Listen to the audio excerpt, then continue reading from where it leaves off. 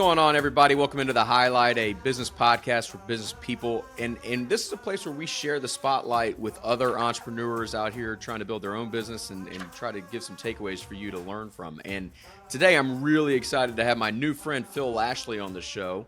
And Phil is he's been doing motion graphic design for a really long time. And he and I met a couple weeks back, and I just in that sort of we met on LinkedIn, and then we got on a Zoom call together, and it was like an hour and a half of us just chopping it up, and it was such a fun conversation. I think I said it to you at the end, Phil. I said I wish we would have recorded this and just made it a podcast. Could have saved myself an hour and a half. Welcome to the show, man. Thanks for taking the time out of your busy day to come see me. Thank you for the invitation, man. It's good to be here. Man, so I want to start off the bat because I've been in digital advertising a long time, been around graphic designers a long time. Right. But I still had to ask you, what exactly is a motion graphic designer? Because there's so many different disciplines within graphic design. Yeah. What is motion graphic design? Yeah, it's funny. I mean, this is probably 15, 17 years of being in the business. And I think my parents are still struggling to understand what it really is that they sent me to school for. But I like to explain it as the perfect marriage between film and video, graphic design, and animation. When those three come together, that is how I understood it 17 years ago. And I think it's the clearest. It stood true to the test of time, man. It's a very dynamic art form that collects those three together.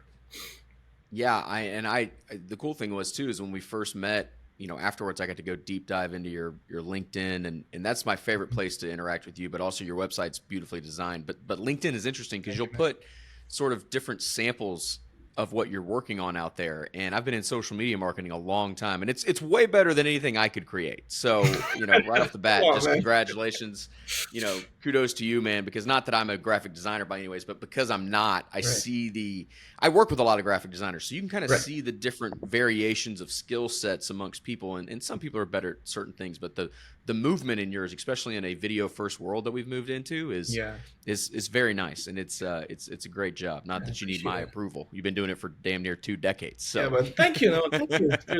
I like to think I'm still growing though, but that's it. That's how you be a good entrepreneur, right? Thank you. So you've been doing this work for almost 2 decades, but how long have you actually been an entrepreneur, sort of running it on your own? I would say 5 years off and on.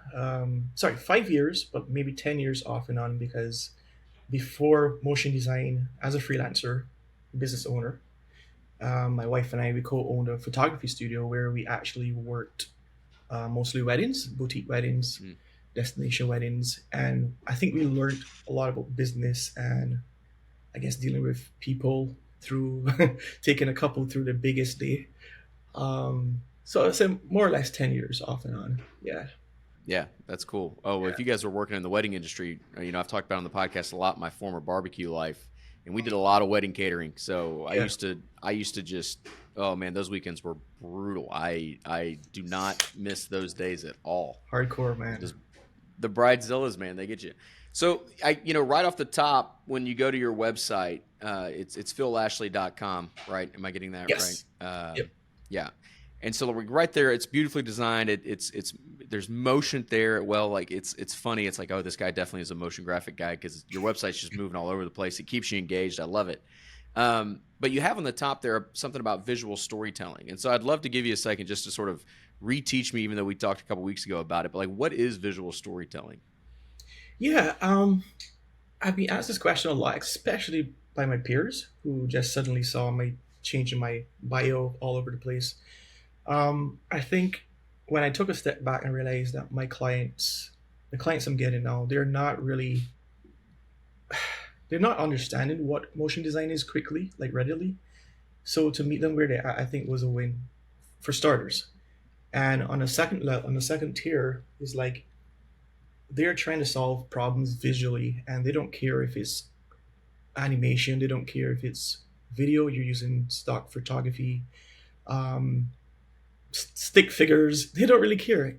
When I took a deeper dive in, they're caring about them connecting with their audience and their audience connecting with their content.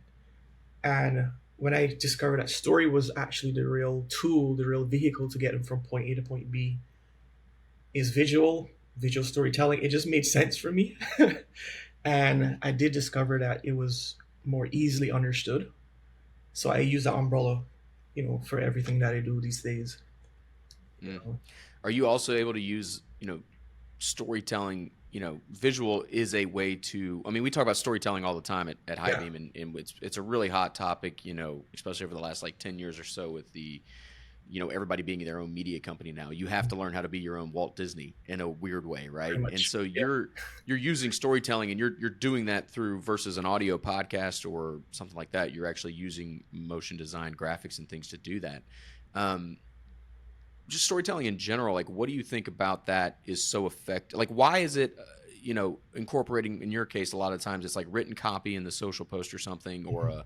or a presentation that goes up on a keynote stage or something like that, and then marrying that with the actual ability to tell a story. Like why is that so effective, um, for helping people ultimately build relationships, build trust, and then sell stuff? That's why we're in business here. We're trying to turn a profit, baby. Yeah, yeah. I mean, story. You're absolutely right. Story, for some reason, it scientifically proven to help people to remember stuff. It gets it gets into your core, to your soul, so to speak. Um, it's a tool that's been used for years. So if something's working for all these years, why not keep using it? And I think the secret is knowing how to take what makes the story work and apply it to these different areas. Like, I mean, for a musician, they're telling stories, and a photographer is telling stories, a videographer is telling stories. But what is it that is in common? And once you find that out, which I discovered within the last 3 years, actually, after doing a deep dive into storytelling, is conflict.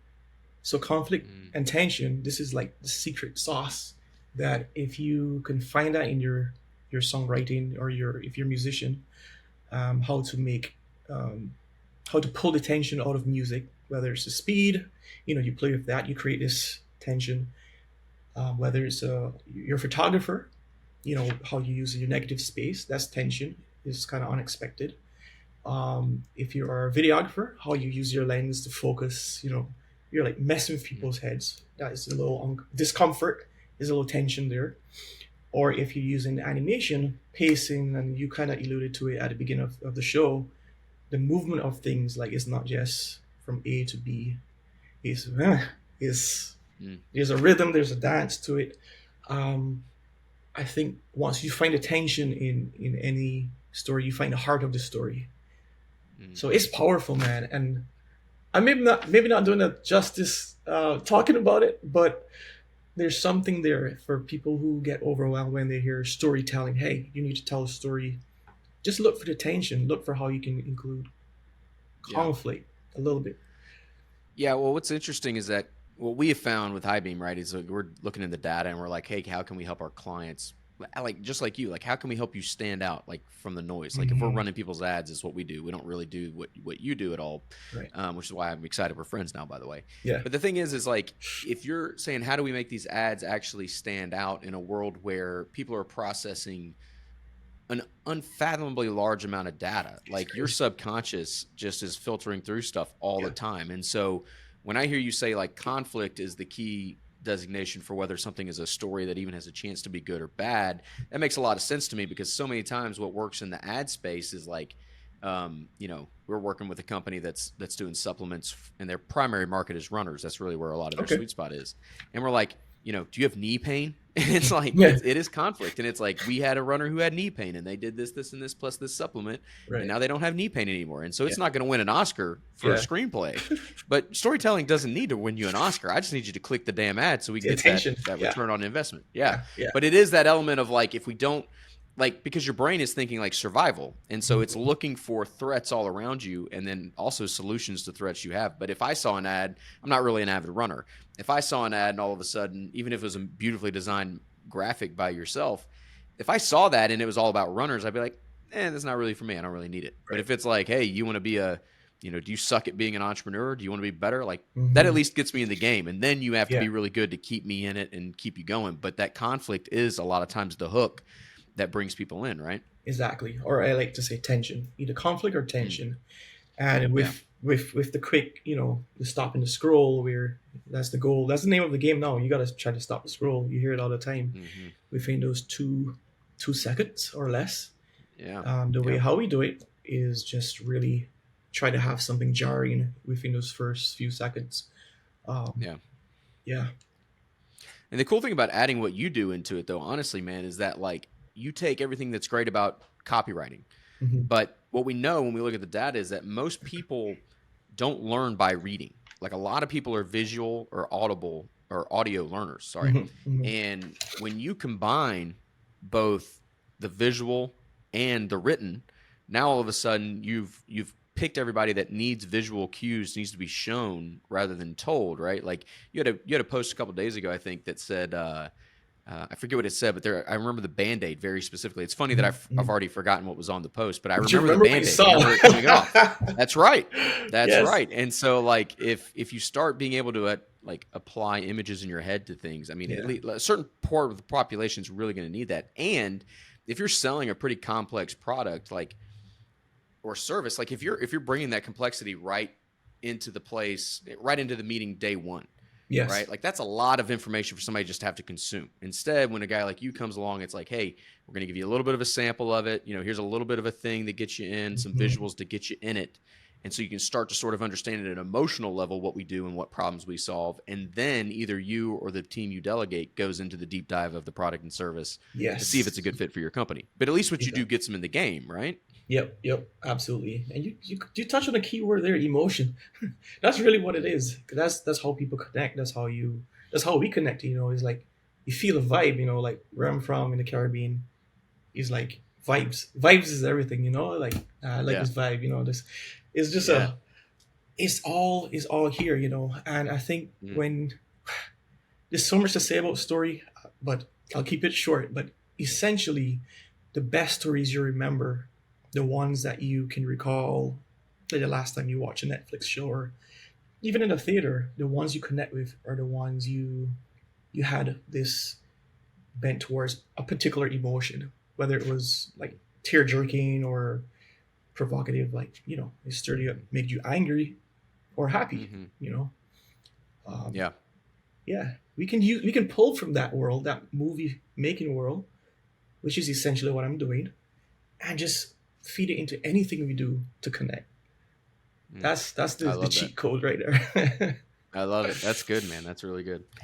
Uh, I know you and we've read a lot of the same books. Probably we listen to a Mhm. lot of the same show. Like we've studied the same discipline, storytelling. You just approach it through a different lens, right? And what I know is when I'm talking to clients, they oftentimes have a very hard time understanding what exactly storytelling is, why it's important for their business, and how like that's great for Disney or that's great for Netflix or Yeah. HBO or whatever. But how does that help me in my business? I know a lot of your clients end up being authors and thought leaders, which by the way, the fact that authors and thought leaders like the irony is not lost on me that they don't understand the power of visual storytelling. Like it's Yeah. wild to me, but what I love that you built is you came up with a 5-step process to sort of help them go from Yes. confused and mismatched and you don't know like why would I hire Phil? Why do I need this for my thing? And your 5-step process is I love the alliteration with this too. You got the 5 Ds. So you got the discover, distill, deep dive, Mhm. design with a little animation, and deliver. And Yeah. so I'd love to take a minute just walk through that. Can you start working with somebody and you immediately jump into discover? Like Yeah. Yeah. what is that? What questions are you asking? What are you trying to get out of that phase of the 5-step process? Yeah. So I'm trying to discover essentially what is the main problem, or what is the problem beneath the problem. Usually, clients think they need a video to fix something, right? But Hmm. usually, it's when you peel back the curtains, it's like they're trying to find there's a deeper solve for it. So it may not be video, it may be some beautiful custom illustrations, right? Um, and behind that, I'm really trying to find out if we're a good fit. It goes both ways because sometimes I'm not what a client needs. Hmm. And if we don't really, check that box right from the beginning, it only causes, for lack of a better word, it wastes both of our time, but it just does a disservice where they could be connected. I can gladly refer them to someone who's a better suited person Mm-hmm. to help. Mm-hmm. And this part here, the discovery, it took me a while to be comfortable doing it because naturally, you just want to take everything, you want to help everyone, um, but everyone is not the right fit, and I really had to come to grips with that. Mm-hmm. You know, sometimes the whole idea of motion design, um, it's a lot of work usually, and clients, they're expecting budget wise, they're expecting to commit a lower price point sometimes, and they're not really educated. So usually I take a lot of time to explain to them exactly what I do. There's a lot of this, dialogue, Mm-hmm. face to face, 100%, never phone call, um, just so they can hear and feel what I'm really saying. It's not like it's not, hey, I don't want to work with you. I'm not saying that. Is, are we a good fit? Are we complementing each other as Mm-hmm. discovery? Yeah. That's good. I something came to my mind right there. We had an episode a couple months back with Carrie and Phil Woodall. They're the owners of this company called the Library of in Alabama, Okay. and they are a like video production company mostly. And Phil said something really interesting in that interview. He said that um, it is not his job as an artist to put what he sees as art and good um, forward for the client. What his job is to really embody, discover, like you're talking about here, Mm-hmm. what the client is wanting. Are they a good fit for his skill set and his actual services? And then also when they actually get to the deliver part at step 5, and this is probably woven through all of these 5 steps here for you, it's like Yeah.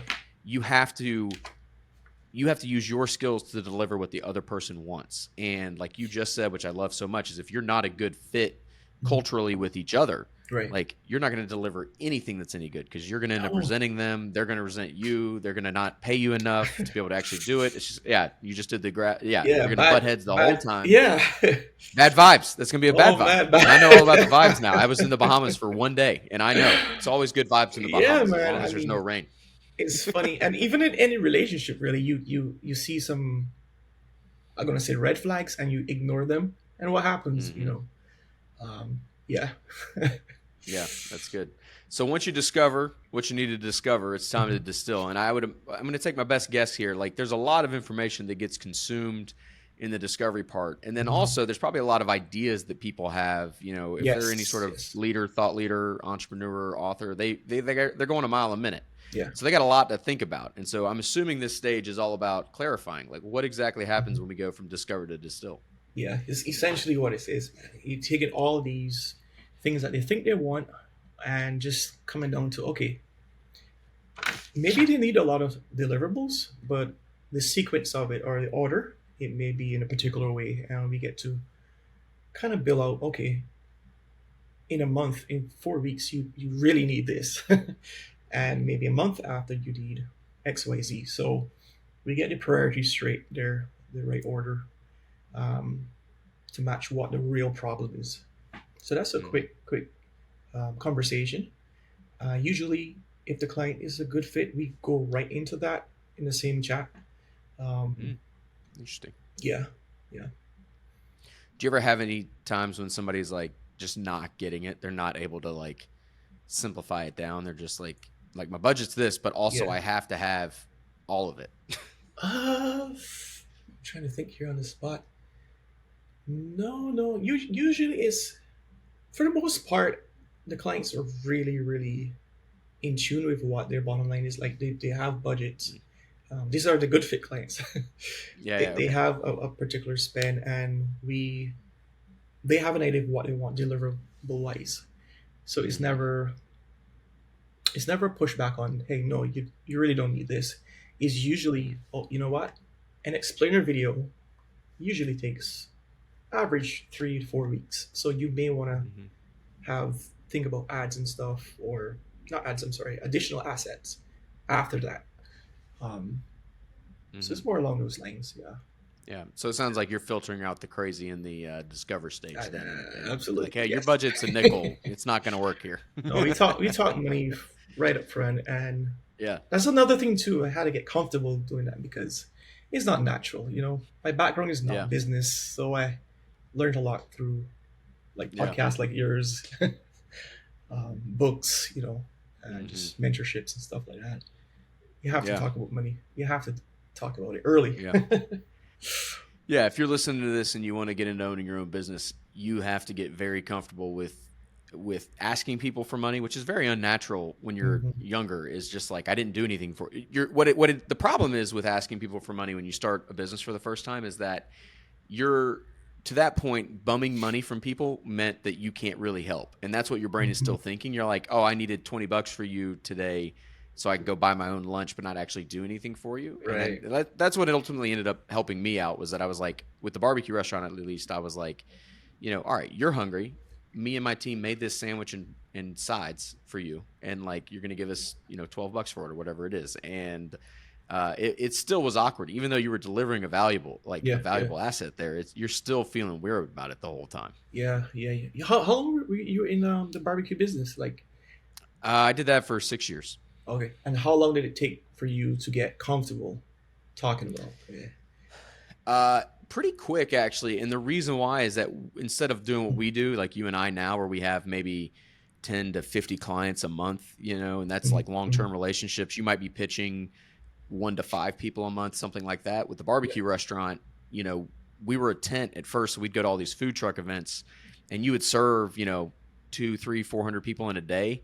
And Wow. so just because you had to be okay with it, you just basically got real used to very quickly being like, hey, do you like, here's the menu. Are you interested in this? We can give you a Yeah. sample. Like you can try it to see if it's worth your money. Like, but it was real awkward in the front end. And you're like, hey, I'm sorry to, you're kind of hesitant with it while you're selling on the line. But Yeah. then pretty quickly you're like, all right, I got to make some money. Yeah. And the Yeah. pressure of like needing to buy your own personal expenses, Yeah. helped me Yeah. get over it pretty quick. So, but yeah, I think it's just, I think with a lot of things in entrepreneurship, it's just repetition. If you suck at something, you probably just haven't done it enough. Enough reps. And that's Yeah. ultimately what a lot of things come down to. Yep, is reps. That's it. Yeah. So once you got them distilled, Yep. you got to do the deep dive. And Oh, I'd love yes. to, like, what's crazy about the first 3 steps in this plan to me, what really stood out to me at least, was that you're spending so much time consuming about them Yeah. and learning about them and like really getting a lot of information. And so the fact that we're even on step 3 and you're still going like, all right, now we haven't gone deep yet. Now we're going deep. So Yes. like Yes. Yes.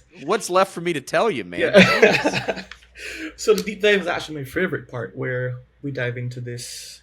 It's a little framework that um, I came up with the early part of this year, Mm-hmm. and it was essentially just reverse engineering all of my favorite clients and the experiences over the past Mm-hmm. years. Like, what made these projects work? What made these, like, Mm-hmm. when I see these clients' numbers in my phone or email, like, I get excited. And it's called Frame. It's a method for helping ideas become more sticky and unforgettable. Mm-hmm. Um, and it's an acronym, Frame. The same way we frame the things that matter to us. Like in my room here, if you're watching the YouTube video, there are many pictures, and each picture was carefully thought of to put in a frame. Likewise, with our ideas and concepts, there's a way to frame it, to get the Mm-hmm. best of it, to make it sticky. That's how I like to think about it. I can Mm-hmm. take you through them really quickly. It's super Yeah. simple, and it'll be a win if anyone listening could remember.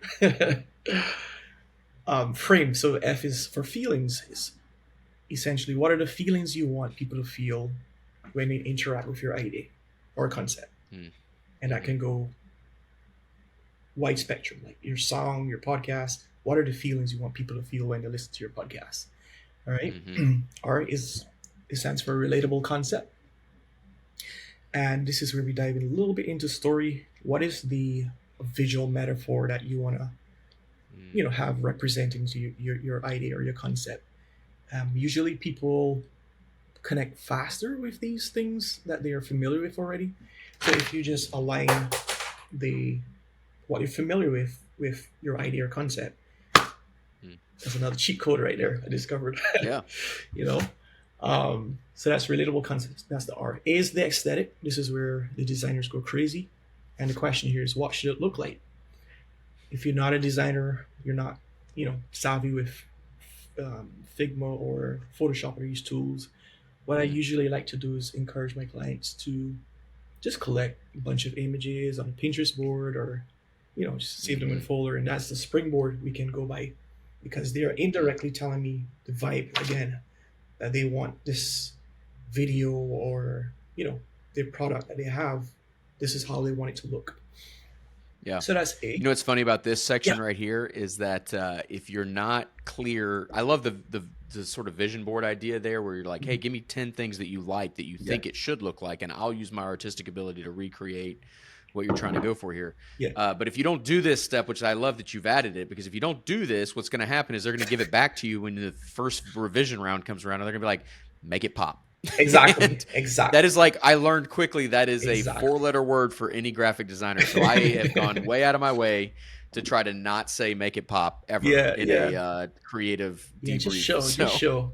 And yeah. some designers will love to think they can assume what the client wants based on Mm, a brief or something, a design brief. yeah. But I think that's partially an ego thing. If you get from a Mm, client like the what they're thinking, usually there's a mm, commonality in these bunch of images or references, and you can just make do yourself a favor, just see what they're saying. They're not mm, saying it verbally, but you can take a lot from a bunch of images that they have selected. mm-hmm. Yeah. Yeah, it's good. So then you have M. What was M? And it's the message. What is the one message, Chandler? What's the one message you want to say with your concept Mm, or your idea? mm-hmm. Yeah. And one, because again, attention spans are Mm, shorter than ever before. I think it's getting worse, It's getting shorter and shorter for the average person, including myself, including us. mm, And we just bombarded with messages every day. So if you have one takeaway from even this podcast episode, right? Someone's listening in the car.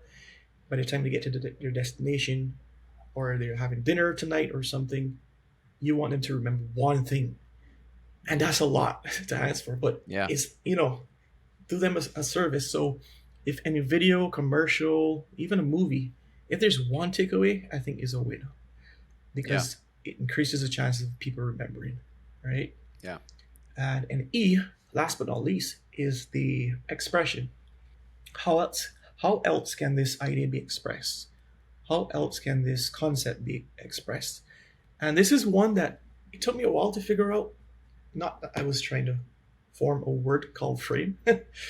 I had to get an E. But when you really look at it, I mean, people think, okay, they want a video, or they want a graphic design. But when you peel out the curtain, and this is more getting into branding and advertising and campaigns, usually it's not just one asset that gets them to their goal or their bottom line. It's a big picture thinking. Like, I'll give you an example. Like, I worked with a doctor earlier this year, and she's going around the country. She's giving keynotes to a lot of, let's say, HR teams around the country, and Mm-hmm. she has this customer journey. And okay, she came to me for just design and just a way to conceptualize her framework into something sticky, something that she can be Mm-hmm. proud of, essentially. So I took her through frame on our first call, and I remember she was on the treadmill and we were talking, nice vibes going on. All right, we're connecting. And when she got to the expression, she stopped the treadmill, and she was so excited because it opened a whole bunch of merchandise options that she can use these designs for. Like, she's thought of Mm-hmm. like t-shirts as gifts for her guests. She thought of um, her campaign was around health, eating better. So we thought Mm-hmm. of, what if there's some fridge magnets that she can use as gifts for her clients and her teams, because the fridge is a central place in the fridge in the house where you make these conscious health choices, what you eat. Mm-hmm. Mm-hmm. So when they see a fridge magnet of her framework, guess what? They remember her. They remember her story. They remember it. So that's an expression of her idea or concept, and it's not a video. Mm-hmm. It's not a design graphic. You know, Mm-hmm. it's a magnet.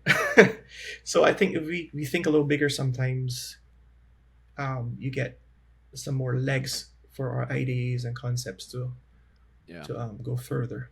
Yeah. Well, to me that makes a lot of sense because you're like one thing builds on the next thing and leads to the next thing, and Mm. it's never like people usually say, "Oh, your magic moment is just this one thing," and it's like lightning and boom, and all of a sudden you get this amazing thing. But really, if Yeah. you go back and analyze it and look back, you're like, "Oh, this is an evolution of this thought or Mhm. idea or activity, and that's just an evolution of this other thing, and an evolution of this, and you trace it all the way back to some childhood trauma, probably." But Yeah, it's right. like you Usually. know what I mean? Yeah, it's never something that's just it's never magic. It's always a like there's a little bit of magic in each moment, right? It's a Mhm. little bit different, but it's very rarely like 180 degree. Now, if we made a Netflix show about it, it probably would be. But Right, right, right. as far as like real life goes for us normal folks, like 365 days is a long time. It feels like it's not, but it is. And you Yeah, can do a yeah, lot in 365 days and you can change a lot. So the fact that she went through that activity and then all of a sudden was coming up with all these other ideas on the yeah, back of that is, I mean, that tracks with me as far as like what actually happens in the world. So, yeah, yeah. uh, and then, so then you've got them in the deep dive. You've run them through the framework there, Mhm. the framework. Yep. I love it. You got alliteration coming out of everywhere. I love it. And then you do design and animation, and then deliver. And I'd love for Yeah, you to just take a couple seconds, really quick, and just hammer it out here for this process. yeah. So it's for design and deliver. It's self-explanatory. Sometimes it's just design, some custom illustrations. Personally, I've been doing that lately, as of 2020. It just started as a hobby, and then I realized, you know what? No, I can actually help in this way. So sometimes it's illustrations, and then we bring those illustrations to life. Or sometimes I work with a close network of illustrators and motion designers as well, animators, and Mm-hmm. we just throw the right tools to get the job done for the client.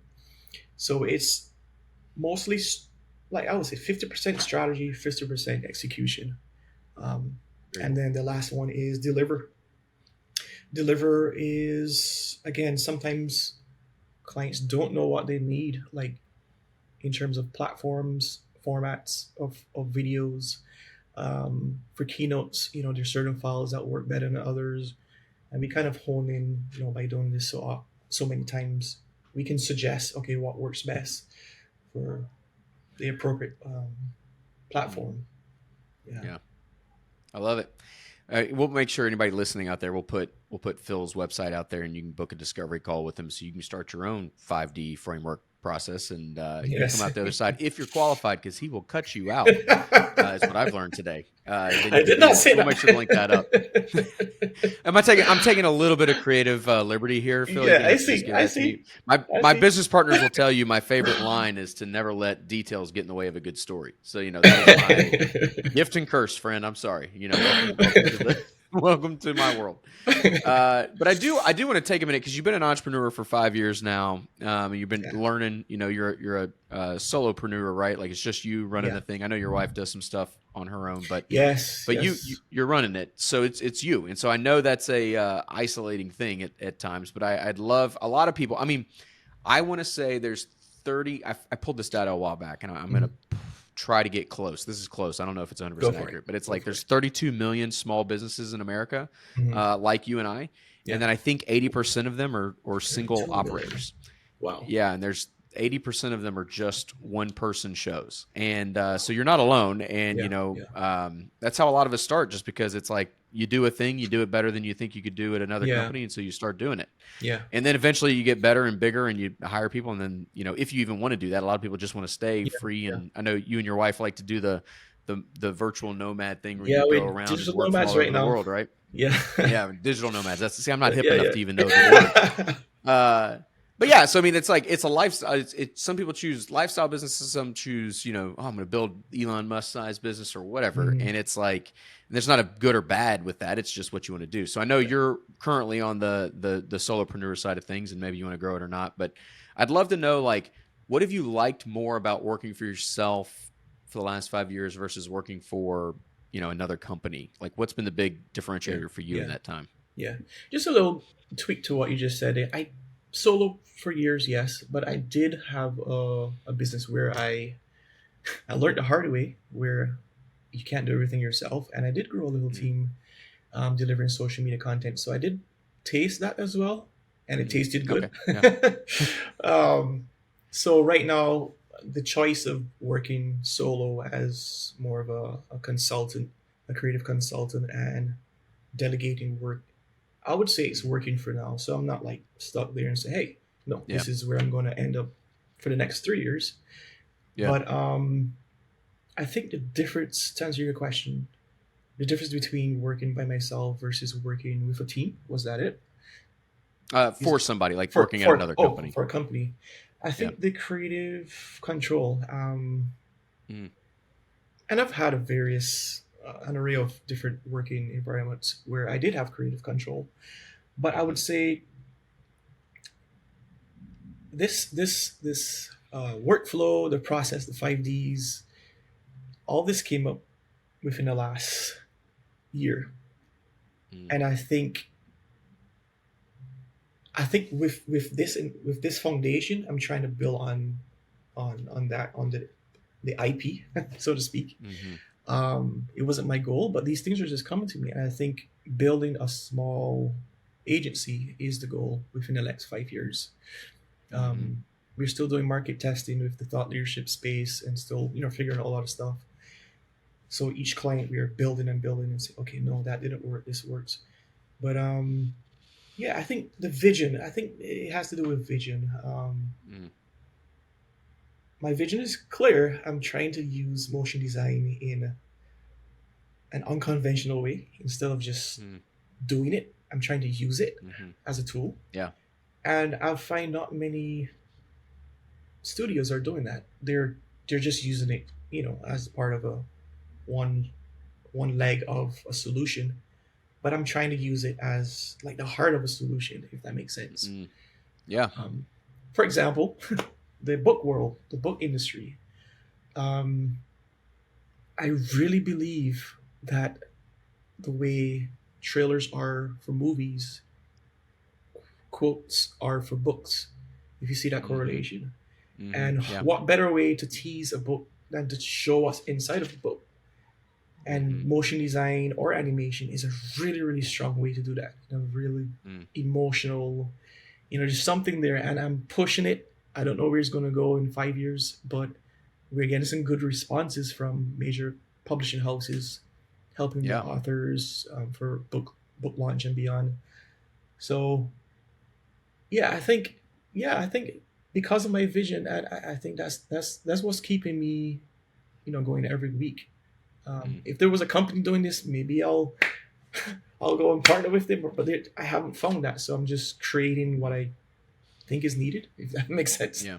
No, it does. It's like people are using what you do as a feature or a tool. It's kind of like having a like a it's nice leather seats in a car Hmm. versus what you're doing is making it the actual engine, and that's Yes, the driver of the that business itself. So that Chandler. yeah, Oh, it that's a totally good. makes sense to me, Yeah, and yeah, I love it. Yeah, feel free to make that your yeah, investor pitch deck. You yeah, can have yeah, that one yeah, for yeah, free because yeah. we're friends. Writing No worries. that down. So I mean, but like, so now you got a clear vision. You know why you're doing it. You're staying in it. But like, Yeah. what is the? All that's great, and I'm with you on that. And I know so many people out there, especially the entrepreneur band, where they're like, I want to be in my own business. I want to own my own things. But a lot of times it comes down to getting your clients and Yeah. getting enough clients consistently. And if you're a retainer based or a project based or if you're actually selling a product, like there's a lot that goes into that, and the Hmm. core of that is what we actually deal with, which is what like marketing. And so I got Right. two questions here, and the first one I'll start with is like, what have you found is the most effective way to market your services over the last 5 years? Yeah. So because I have the posture of always being a student, I'm still learning, and to this point, I think word of mouth it has been working like a charm. I'll Hmm. admit though, I never tried paid marketing, so I'm Yeah, just put out there.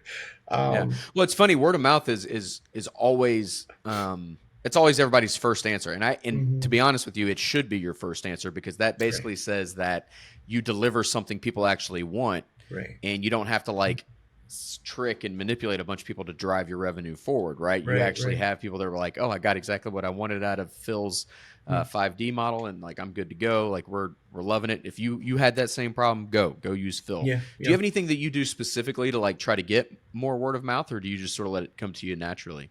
Um, I check in. I Yeah. check in often with my clients, and I check in Yeah. before they have a need. As Mm, basic as that sounds, I think that's like one of the most human things you can do in business. mm-hmm. Yeah. Follow up, check in, you know, comment on posts if you're on social media, just kind of cheer each other on. And you're not doing it you're doing it to stay top of mind and to be helpful. They go both Mm-hmm. hand. I'm not going to sit Mm-hmm. here and say, I'm doing it just to be helpful only. That would Yeah. be lying.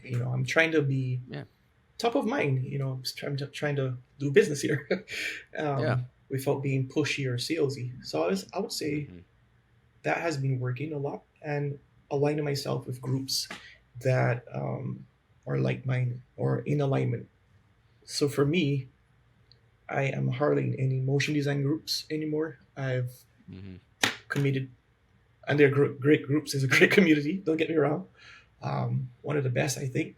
But for me, I think it was more fruitful to align myself with more in the thought leadership space, where Mm-hmm. I can get to really understand the pain points of my avatar, Mm-hmm.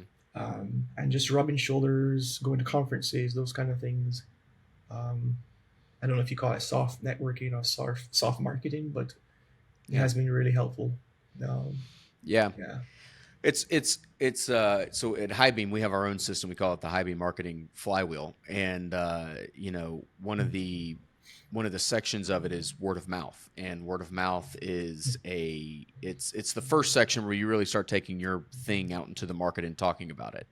And right. social media is in there, networking referrals is in there, and so is influencers, and that's just like having other people talk about your stuff on their own platforms, which is a little bit different than just I'm in a water cooler and talking about it. But Yeah, it yeah, is yeah, still like it is the oldest form of human marketing is that.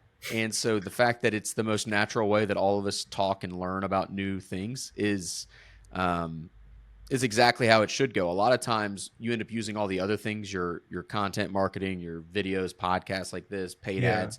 A lot of times all that stuff is just sort of accelerating what's happening in that first little section of that flywheel is like you're just providing momentum. But if you skip that section and you don't have that section happening organically, like Right. no amount of paid ads in the world is going to help you because people are just going to find out you suck faster and then they're going Yeah, to tell more yeah, people and then it might work for like 6 months, but unless you can fix the service or the product faster, like yeah, it's not going to end well for you. yeah. Um, Also, I just thought of this too. Just relationships offline as well. I think mm-hmm, focusing on connecting offline. So if I mm-hmm, can be face to face with a client, um, sorry, like a Zoom or in person. We're mm-hmm, traveling right now, so that's kind of difficult.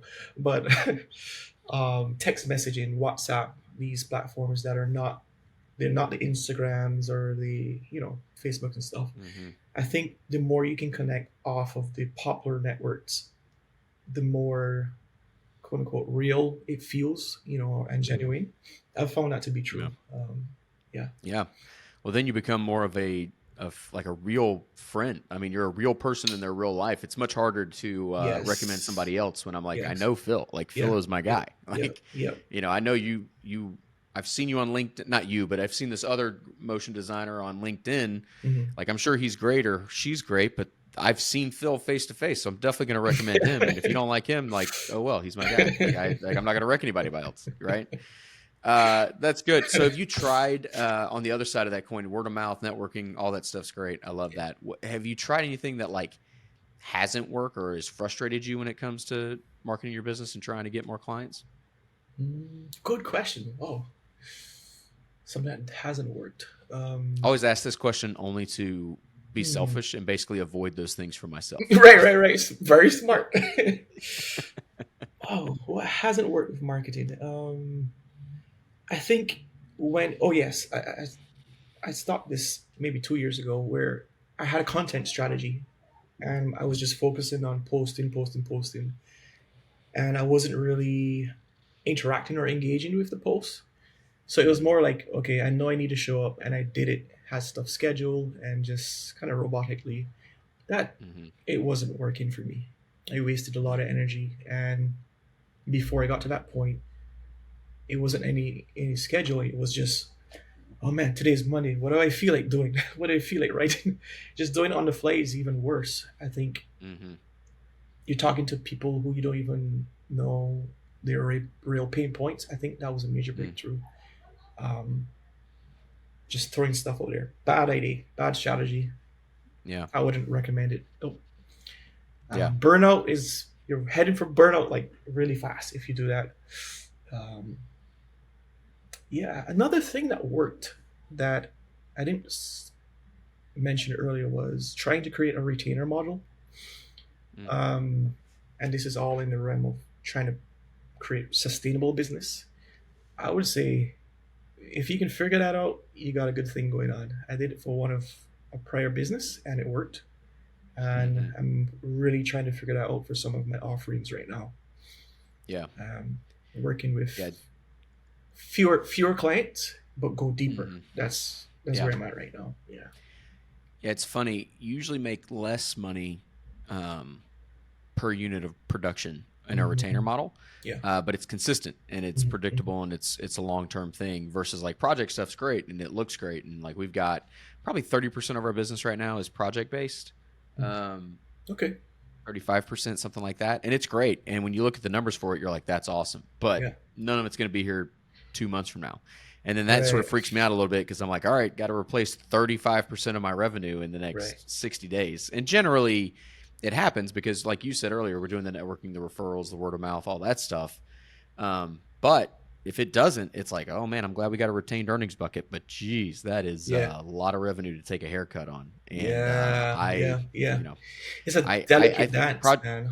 yeah, project Yeah. work is great. But it's funny. So when you look at like how do you actually sell a business? It's much more difficult to sell a business that Project. is really project based. Yeah. Yeah. Yeah. I see a lot of advertising agencies go up for sale that are, I say ad agencies is a broad categorization, but it's a, they're creative houses where they do one off video productions and they do Yeah. one off whatever photo shoots and they do a lot of projects and they have repeat project customers on a once every 6 months, once a quarter, whatever, or 6 months straight, whatever. But Mm-hmm. it's still project based, and so you can't reliably predict that Predict. revenue. And so Yeah. if you ever want to exit the company at some point, which is honestly my opinion of how you should build a business, is to exit, even if you don't ever Mm. plan to exit. It's better Yeah. to be ready to exit and To not have have that to than the other mindset. way. Yeah. Yeah. Yeah. So it's I try to stay away from projects as much as possible. Not that we'll say no to them, but just trying to avoid them for the majority of our revenue, just because it increases your risk profile, right? Because if all of a sudden Mm-hmm. all the work dries up, you're like, well, this is going to be rough for the next couple months. I'm sure you don't know So anything about that though. let me ask you though, what do you say is a good percent ratio project versus like ideal? It's funny about that. My immediate gut reaction was 80-20. And then I was like, well, I think I do 80-20 for everything. But I think that's kind of one of those universal laws where it's Yeah. like 80% to 20% is Yeah. it's just a good, healthy universal law for a lot of things, and it's because if you're telling me 80% of our clients, like the way we structure it now, 80% of our clients have a 30-day out. So if something happens, I've got 30 extra days to adjust contractors, to adjust employees, to Nice. work on finding new clients aggressively. Like we're always looking for clients, but like, you can take, you can take it up to a new gear Yeah. if Yeah. really bad things are on the horizon, No, right? no, So for sure. yeah, so I don't know. I personally, we're trying to shoot for that 80 to 20% range right now. I think Mhm. 2 years from now we'll probably be 90 to 10. That's just the kind of agency we're trying to build. Is Right. is just really we're trying to be strategic with people and be real partners with people, and Nice. it's really hard to do that if you're just on a project basis, right? And Yeah. it's really hard to get to know people as deep as you need to get to know them because, like you said, if I'm doing a bunch of Zoom calls with you in a year, like I'm a great partner. We have a client right now that I'm thinking about that is like, doing their due diligence and they're shopping, and they even told us they're shopping it, but they're shopping some of the services we do for them, and they are like, I feel pretty confident that we'll retain that unless somebody really undercuts us, which is a nerve-wracking thing because we charge a pretty reasonable price. Right. But Right. but because we've talked to them for the last 18 months, it's like, how are you gonna, like, what kind of price difference are you gonna Yeah. have to be able to close that relationship gap, right? Wow. And Wow. so it just makes you more sticky. Now, if they bring it in house, that's a totally different thing, right? And that's Right. Right. there's nothing you can do about that. I honestly, if somebody tells me they're bringing, what we do in house, or they're bringing, graphic design, motion design, like you're doing in house, Yeah. I just celebrate them, and I'm just like, hey, good job, man. Yeah. Like you guys Power grew to your you. business where you needed that inside. Like, Right. go for it. If y'all ever need consulting, or like, don't burn the bridge, right? Yeah. Stay friends with them. But yeah, it's that's the real threat that we have is like, In are they going to house. get too big and bring it all in house, right? Yeah. Yeah. Wow. Yeah. So I that's good. I really like that. So then I want to try this like quick question section here. So this isn't like a one word answer thing or anything like that. Say as much or as little as you want about these questions, but these are just Sure. sort of my like when I meet other entrepreneurs, I love to know these couple things about them. So got your water, we're ready to Yeah. roll. All right, we're Let's gonna go. finish strong here. Let's do this. All right, man. What is the book that you think every aspiring entrepreneur or current entrepreneur should read? It's kind of unconventional, but Quincy Jones, his latest book, 12 Notes. Okay, Even if you're not a musician, I think there's so many life lessons from this guy and his journey. Um, that's awesome. yeah, I've never heard of that book, so I need to look yeah, that up. it's a new 12 book. notes. 12 Notes, very Okay. easy read. Very, I mean, he's reading it if you're doing Audible, which that's is cool. great. Yeah. He's very easy read. So I recommend that one. Yeah. That's awesome. I love that. That's cool. I mean, I was expecting to get something that's already on the shelf because, I like to read, but I Yeah. don't really go deep. I know. I do I what know. people are popular with, I love that. That's good. That got me. I'm like flat-footed right now. I was not ready for that answer. That's awesome. All right. Next question here is if money was no option, what would you do to grow your business tomorrow? Ooh. If money was no option, what would I do to grow my business? I would hire the absolute best visual creators and create a proposal out of this world Mm, for book publishing houses to create movies for their authors. mm, Take storytelling and just 10x it if money was not an mm. issue. When you say Um, movies, what do you mean by that? Like a trailer for their actual book? Take a trailer and think go deeper with that. Like, and this is a new idea, but I say, you know what? I wish this could Money's no happen. option. You Money's can no dream. option. Yeah, man. The same way Marvel. Not a lot of people knew this.